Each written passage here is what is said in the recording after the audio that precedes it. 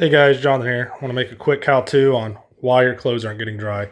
If your dryer's kicking on, you can hear it run. It's going. That's the sound. It sounds like a jet engine going off. That's your burner kicking on, and you've done 2 or 3 cycles, and your clothes are warm but not dry. Check to make sure it's getting good ventilation, especially on a gas dryer.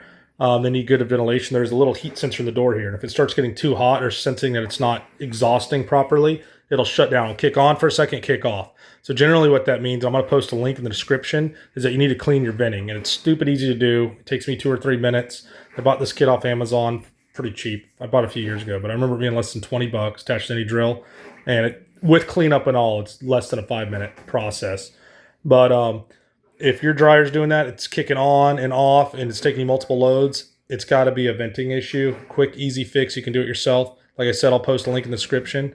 But that's the tip. Hope it helps. Please like and subscribe.